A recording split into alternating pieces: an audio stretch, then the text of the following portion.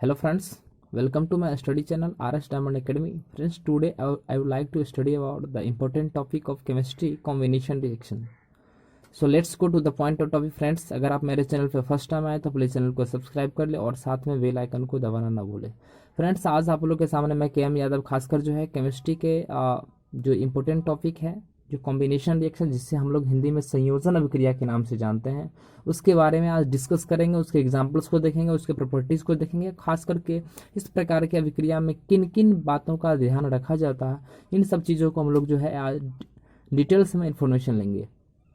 तो सबसे पहले अगर आप मेरे चैनल पर फर्स्ट टाइम आए तो चैनल को सब्सक्राइब कर लीजिए और साथ में बेल आइकन को भी दबा लीजिए। तो चलिए हम लोग आज डिस्कस करते हैं कॉम्बिनेशन रिएक्शन के बारे में। खासकर जो है कॉम्बिनेशन रिएक्शन को हिंदी में कहते हैं संयोजन अभिक्रिया। तो आप यह समझ सकते हैं कि संयोजन अर्थात होता है जुटना। संयोजन अर्थात होता है जुटना, जिसे हिंदी में हम लोग कहते हैं अर्थात हिंदी में कहते हैं संयोजन अभिक्रिया और अंग्रेजी में कहते हैं कॉम्बिनेशन रिएक्शन। तो खास करके जब कभी भी कॉम्बिनेशन रिएक्शन की चर्चा होती है तो उस समय हम लोगों को खासकर जो है संयोजन अर्थात जुटना का ध्यान रखा जाता है। खासकर जो है जुटना अर्थात होता है जुड़ना।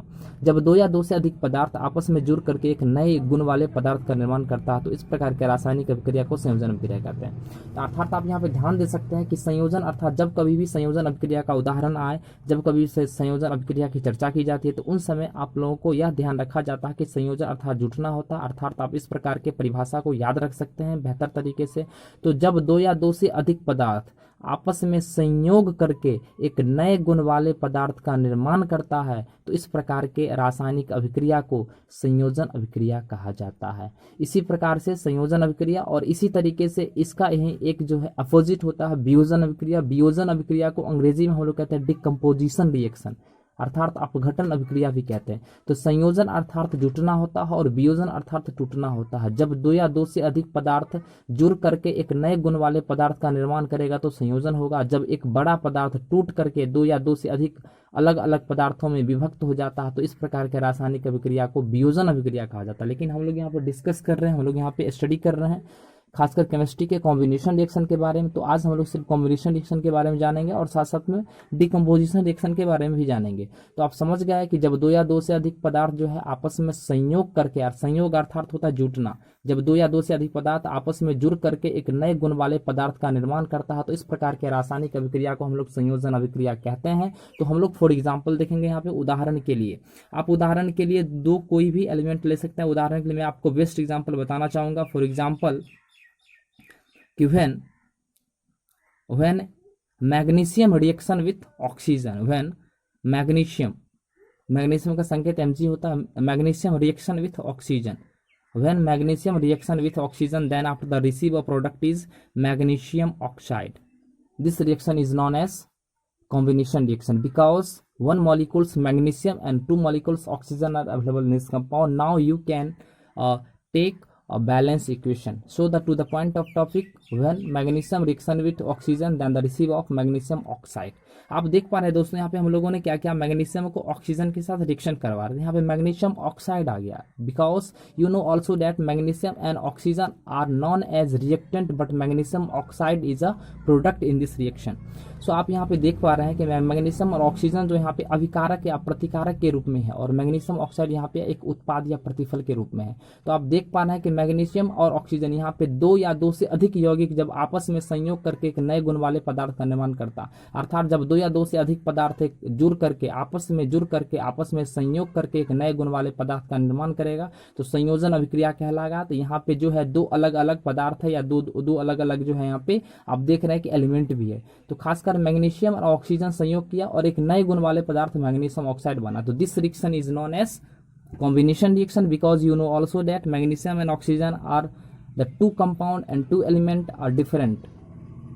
So यहाँ पे हम लोग समझ जाएंगे इसको कि खासकर जो है यहाँ पे आप इसको बैलेंस भी कर सकते हैं क्योंकि वन मॉलिक्यूल्स यहाँ पे जो है वन मॉलिक्यूल्स मैग्नीशियम है और टू मॉलिक्यूल्स ऑक्सीजन है। लेकिन आप प्रोडक्ट में देख पा रहे हैं कि यहाँ प्रोडक्ट में ओनली वन मॉलिक्यूल्स मैग्नीशियम तो ऑलरेडी अवेलेबल है बट यहाँ पे टू मॉलिक्यूल्स ऑक्सीजन के बदले जो है वन मॉलिक्यूल्स ऑक्सीजन है। इसलिए हम लोग क्या करेंगे यहाँ पे इस ऑक्सीजन को बैलेंस करने के लिए हम लोग यहाँ पे मैग्नीशियम के पीछे जो यहाँ पे हम लोग 2 लगा देंगे, अर्थात 2 मॉलिक्यूल से मैग्नीशियम ऑक्साइड हो गया। तो 2 मॉलिक्यूल से मैग्नीशियम ऑक्साइड हो जाने के बाद ऑक्सीजन तो बैलेंस हो गया, लेकिन यहाँ पे मैग्नीशियम यहाँ पे बैलेंस नहीं हुआ, ये अनबैलेंस्ड कहला रहा। अर्थात हम लोग क्या करेंगे, रिएक्टेंट में भी मैग्नीशियम को हम लोग जो है बैलेंस कर लेंगे। अर्थात जब 2 मॉलिक्यूल्स यहाँ पे जो है, अब देख पा रहे हैं कि 2 मॉलिक्यूल्स मैग्नीशियम अगर प्रोडक्ट में है तो हम लोगों को रिएक्टेंट में भी 2 मॉलिक्यूल्स मैग्नीशियम होना चाहिए। अर्थात हम लोग क्या करेंगे, इस मैग्नीशियम के पीछे 2 हम लोग यहाँ पे जो पुट कर देंगे। अब आप देख पा रहे हैं यहाँ पे जो है बैलेंस इक्वेशन हो गया। अर्थात ये मैग्नीशियम है,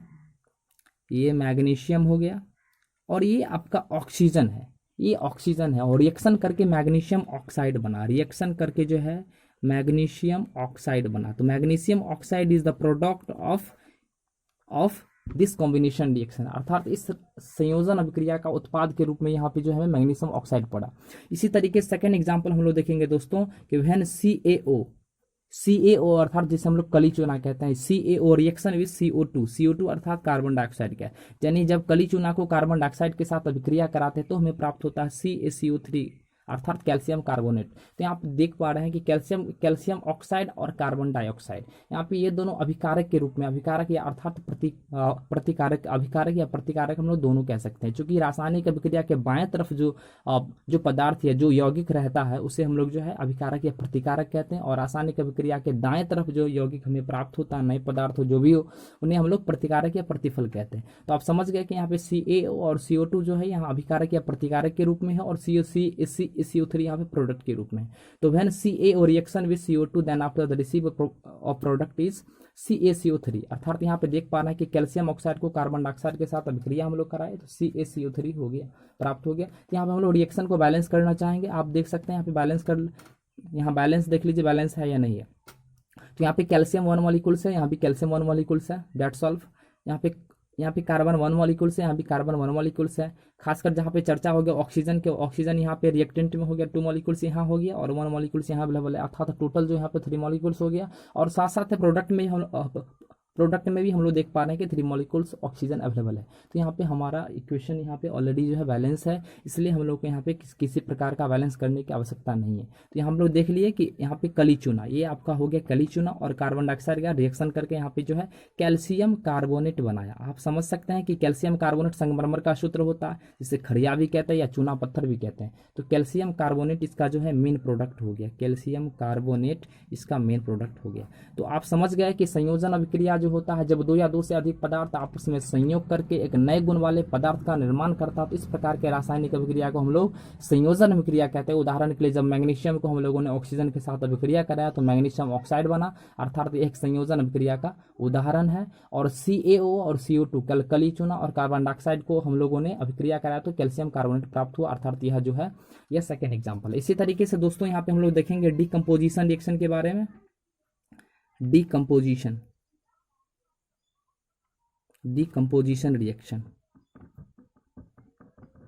दोस्तों, डीकम्पोजिशन रिएक्शन को हिंदी हम लोग कहते हैं विघटन अभिक्रिया या अपघटन अभिक्रिया भी कह सकते हैं।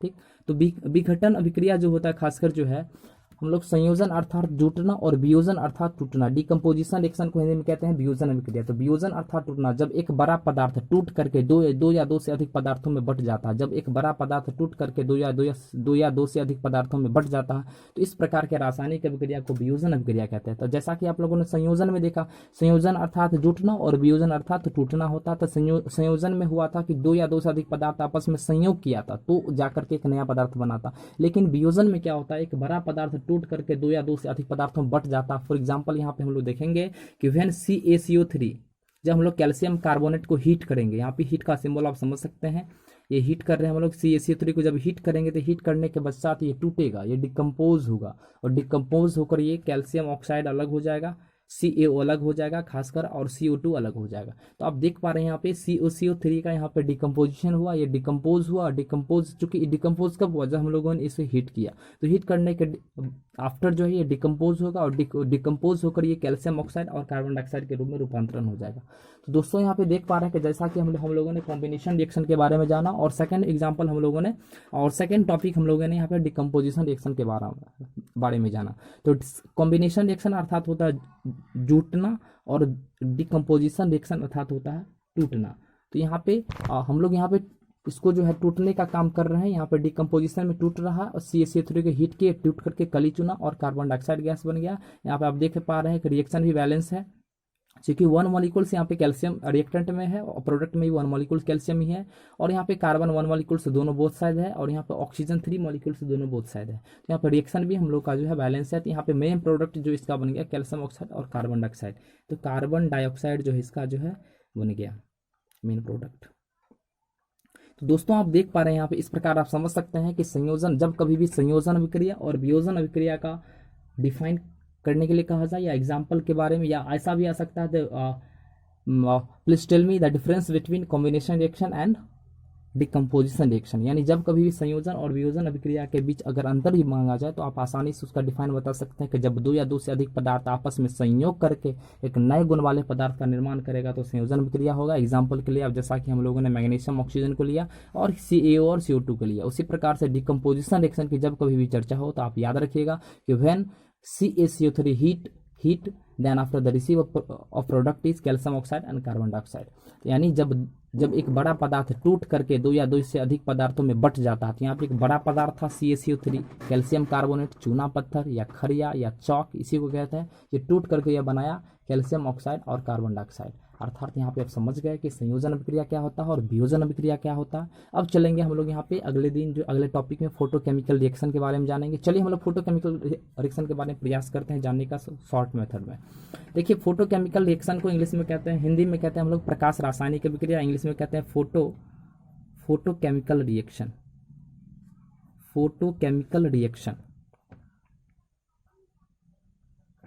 दोस्तों आप याद रखिएगा, खासकर जो है प्रकाश रासायनिक अभिक्रिया जो होता है वो प्रकाश की उपस्थिति में ही संपन्न होती है। अर्थात प्रकाश रासायनिक अभिक्रिया जो होती है प्रकाश की रासायनिक उपस्थिति में संपन्न होती है। वैसी रासायनिक अभिक्रिया जो प्रकाश की उपस्थिति में संपन्न होती है उसे हम लोग प्रकाश रासायनिक अभिक्रिया कहते हैं। आप डिफाइन लिख सकते हैं, अगर आप कॉपी या पेन लेकर के आप बैठे हैं तो आप ऑलरेडी इसका डिफाइन लिख सकते हैं।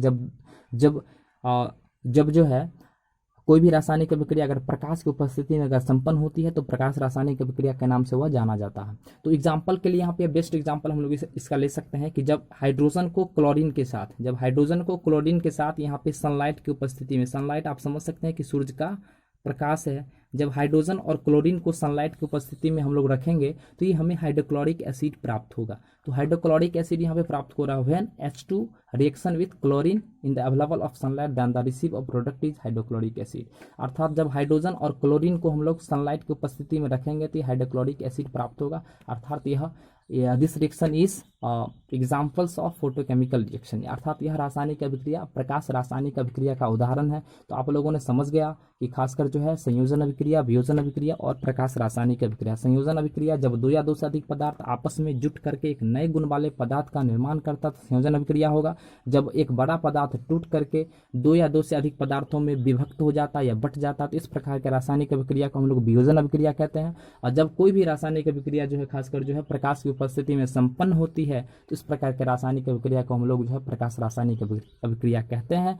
For example hydrogen reaction with chlorine in the available of sunlight then the receive of product is hydrochloric acid. This reaction is known as photochemical reaction because here hydrogen and chlorine are reactant and hydrochloric acid is the product.